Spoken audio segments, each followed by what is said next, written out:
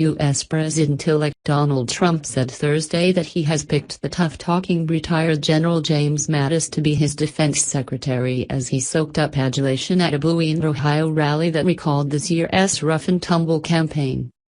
The splash of hard news came during a sea of soaring, and then blunt, rhetoric from the 70-year-old Republican billionaire, who was speaking at his first post-election event following days of meetings about forming his cabinet. "We are going to appoint Mad Dog Mattis as our Secretary of Defense," Trump told cheering supporters in Cincinnati, referring by nickname to the four-star Marine general who headed the U.S. Central Command, with authority over troops in Iraq and Afghanistan.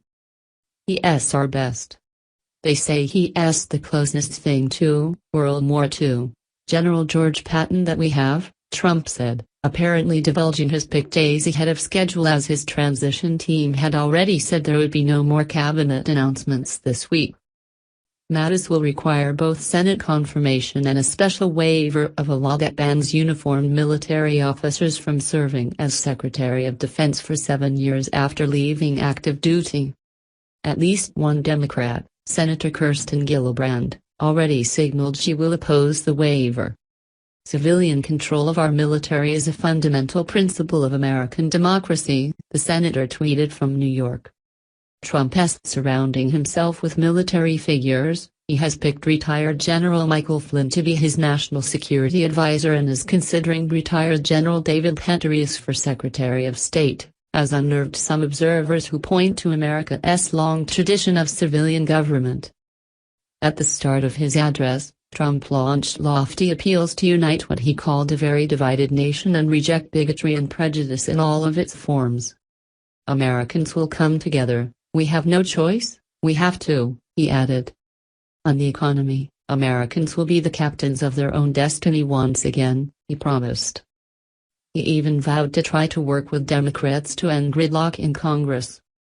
But the Manhattan property mogul, who defeated Hillary Clinton last month to win the White House, dramatically returned to the abrasive tone that marked his controversial and ultimately victorious campaign. He savaged the nation's extremely dishonest press, slammed illegal immigration in the country's refugee program, mocked his critics and vowed to drain the swamp in establishment-heavy Washington. It became a loose, swerving speech that kicked off what his team has branded a thank you tour, a victory lap of sorts that will take him to several political battlegrounds including Ohio, perhaps the nation's ultimate swing state. "I love you, Ohio," the populist political novice said to a loud cheer from a crowd that filled roughly half the U.S. Bank Arena, which has a capacity of around 17,000. Trump lamented the roadblocks surrounding the venue, which he said had depressed attendance. The tone was decidedly more boastful than his afternoon appearance in neighboring Indiana, where he visited a company and claimed credit for saving American jobs.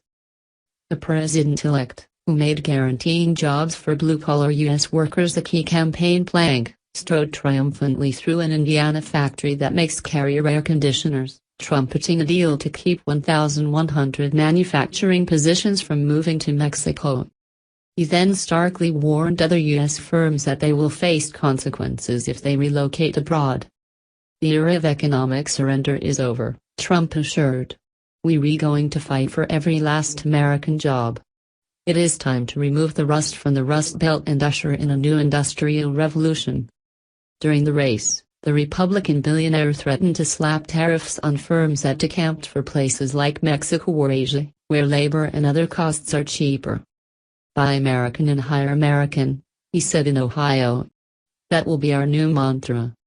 Carrier has announced it will preserve more than 1,000 jobs and continue to manufacture gas furnaces in Indianapolis, thanks to $7 million in state incentives negotiated with the help of Trump and Vice President-elect Mike Pence, Indiana's governor. Several hundred jobs will still move to Mexico. The deal is an unorthodox industry intervention, and Trump signaled he could carry it out again when in office. "What happened today in Indiana, we're going to do that all over the country," he said in Cincinnati. The White House avoided criticizing Trump's effort, saying saving jobs is laudable, but expressed skepticism about the strategy of keeping jobs in America one company at a time. Mr. Trump would have to make 804 more announcemements just like that to equal the standard of jobs in the manufacturing sector that were created in this country under President Obama's watch, White House spokesman Josh Earnest said. Trump appeared in his element in Cincinnati, said Beth Desch, a recently unemployed 59-year-old at the rally. Very upbeat, very optimistic, very happy to be where he is, she said. Trump basked in the glow of a campaign-style event, looking back fondly at how he trounced his rivals in the most brutal campaign in modern times. "We did have a lot of fun fighting Hillary, didn't we?" Trump quipped as his supporters cheered.